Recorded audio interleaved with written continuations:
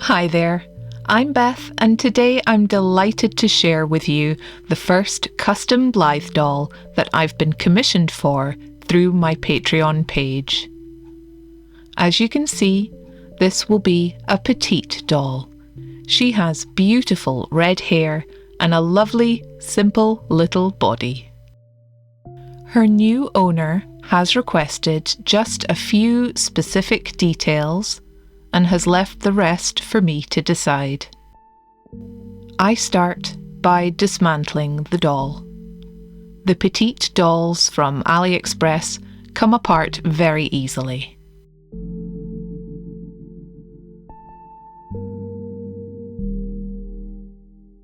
I think the eyelashes on these dolls are too long and prevent the eyes from opening fully. I'll be trimming these lashes later. The petites have weighted sleep eyes, which are also easily removed. Here you see the front and back plates, and as always, I will start by sanding the glossy finish off of them. I'm often asked how to remove scratches from the faceplate after sanding, and I always recommend using a high number grit. The sandpaper should be relatively smooth and shouldn't be creating big scratches. I like to use these very fine sponge-backed sandpapers made by 3M. I also use regular wet and dry sandpaper ranging from 400 to 1200 grit. I've also lightly sanded the eyelids.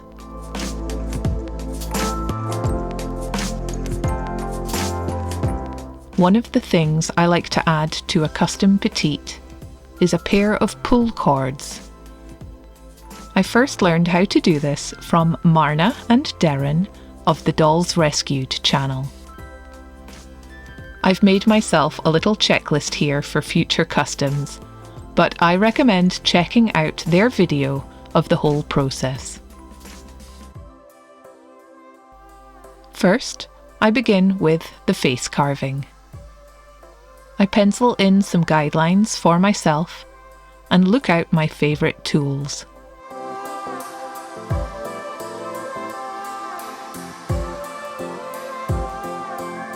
At the moment, I'm enjoying using these jeweler's files in curved, pointed, and rounded with flat shapes. I also use curved scalpel blades, a hand drill, and curved gouging tools used for woodworking or lino cutting. The Petite Blythe has such a tiny face, there won't be too much reshaping to do. Mostly I'm adding definition to the nose and mouth, using the hand drill to emphasise nostrils.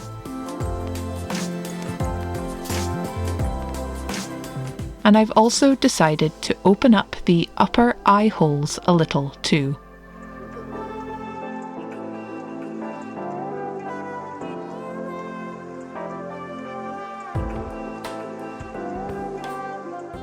I haven't trimmed these eyelashes yet, but this should let us see more of her eyes. I continue adding definition to the face,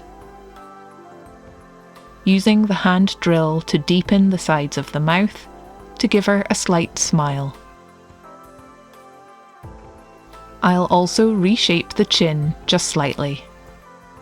I wet the face periodically and use either the magic sponge or my Dremel to clear away the residue. I use small pieces of sandpaper and the sponge-backed ones to completely smooth and sand the face.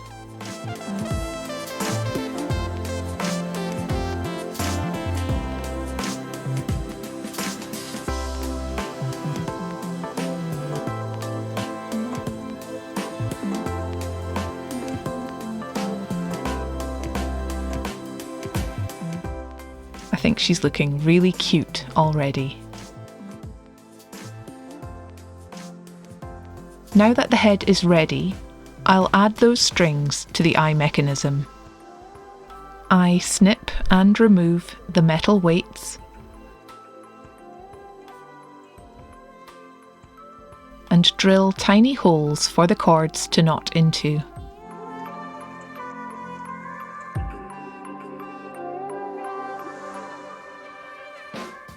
And finally, drill holes into the back plate to pass the cords through.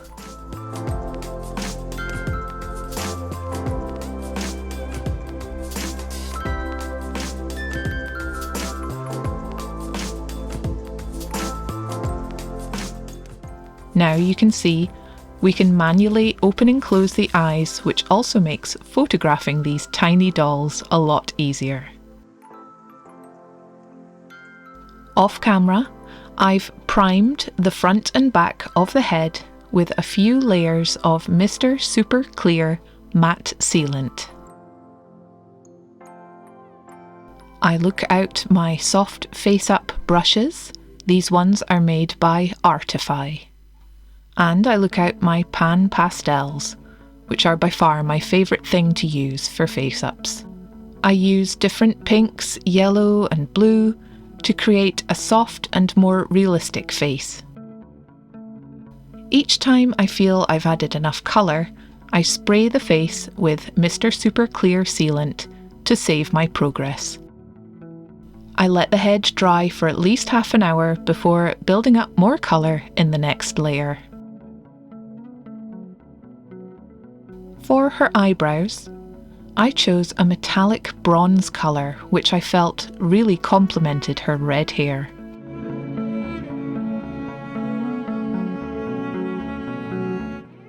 I brushed in the position of them first with pastels, before painting in some tiny hairs using a detail brush and paint picked up from watercolour pencils.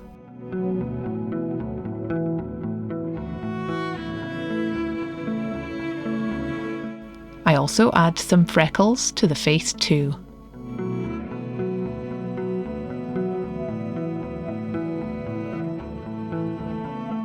I use a tiny tool to ease out the eye chips so that I can create a custom pair to replace them with. Here you can see I've also repainted the eyelids. I use a hole punch and lightweight card to work out the size of eye I need to make.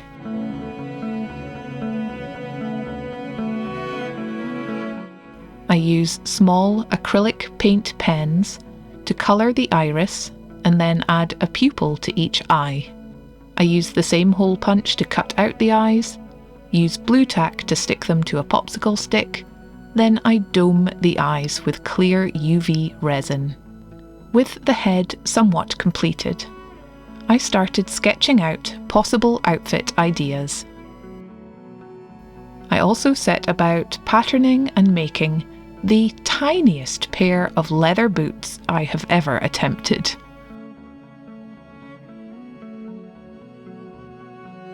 These were so minuscule, I still can't believe I made them.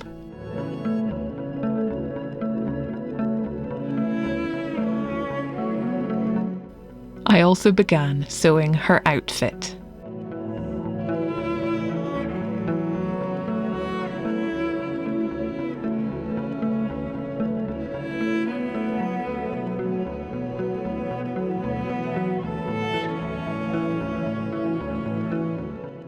I wanted to give her a layered skirt and added some ribbon detail to the front of the bodice.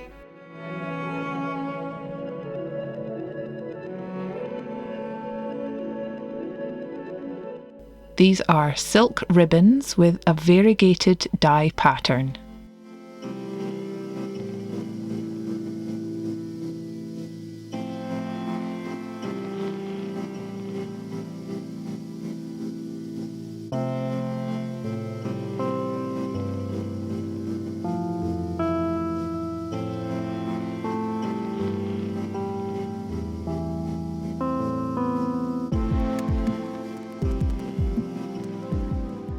I trimmed the neckline with this tiny ruffled elastic.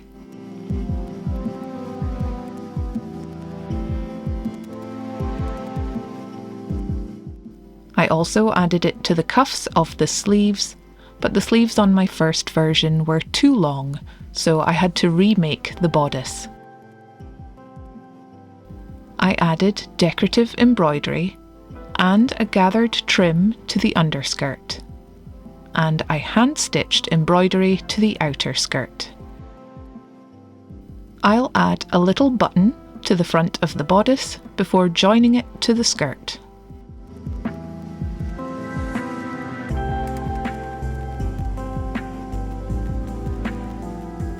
The skirt is gathered slightly before attaching, and once joined in the back, I will finish off the hand-stitched embroidery.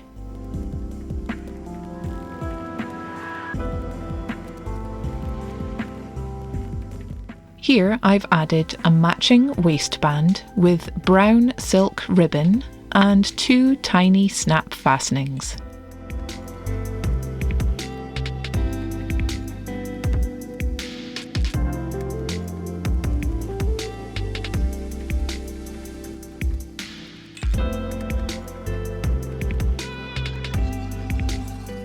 Our tiny petite girl has her head and hair on and is about to have a trip to the salon to get her hair trimmed and thinned out.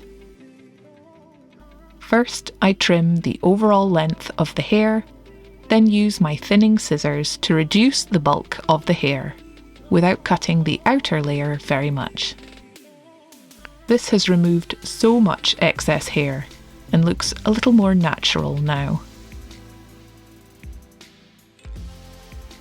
I just have some finishing touches and accessories to work on now, such as a tiny pair of socks, which I put onto the end of a pencil to help me sew.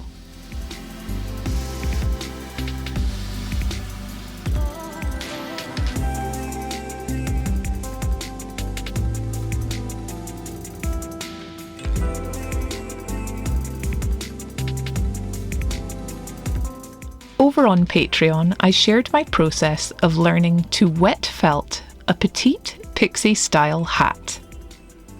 The hat and a few more extras will complete everything needed for this beautiful custom Petite Blythe. Here she is with her custom coloured eyes, her lovely red hair, and her pull cords, which I've decorated with beads, a leaf charm, and a tiny glass mushroom. With these pull cords, she can pose with her eyes open or closed, whether she's standing or laying down.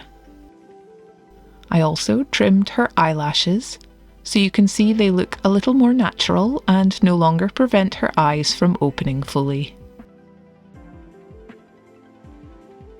I added a little gloss varnish to her mouth and to her lower waterline, giving her face more life.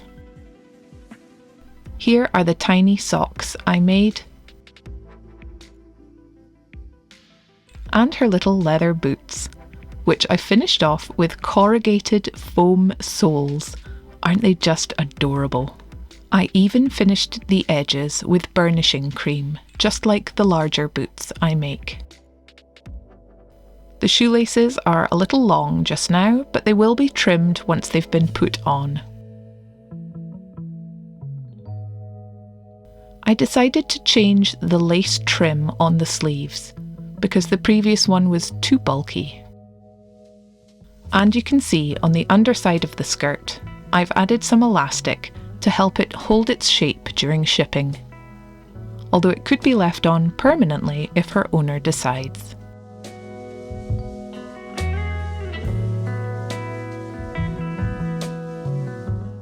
I'm also going to include the other eyes that I made, as I always try to make extra, just in case. And here's the wet felted pixie hat that I made for her too.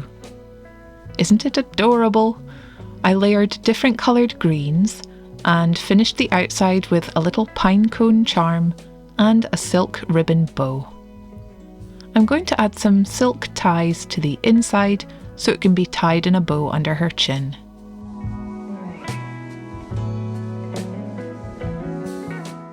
I also made her a cute little cushion with cable knit detail and lace trim.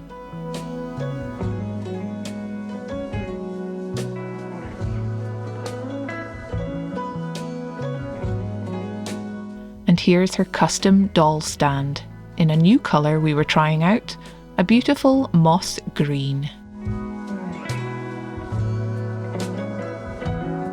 This is her travelling case, a slightly different design to the ones I've made before. As I've had more experience taking dolls out to photograph, I realised that a snap closure and enclosed pouch style would be more practical. I've made this one using some beautiful mushroom fabric. I'm going to send her away in this lovely wooden box, which I had intended to customise for myself, but never got round to. I imagine if you put a dowel inside the main compartment, it could become a lovely little wardrobe. I'm going to get her all dressed up and we'll be taking her somewhere special to get some nice final shots. So please watch to the end to see those. I think her dress fits her beautifully. Green is definitely her colour, and she has my favourite cottagecore woodland style. Her little boots and socks are perfect for her to explore the forest with.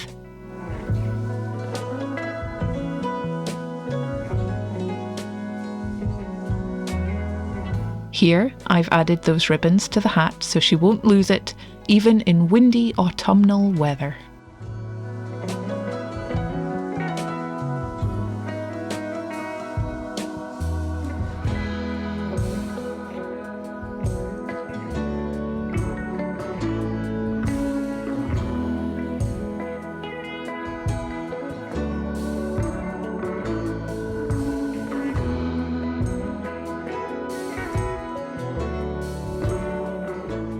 Don't you just love these colours together?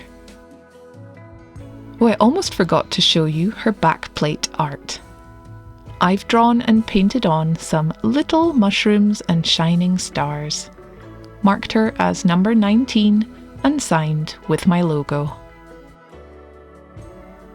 I've added in yet more extra gifts which will be a surprise to her new owner, and I'm also including a lovely gift bag from my very generous Patreon member, Brenda. I hope you didn't miss my earlier video when I received all these goodie bags.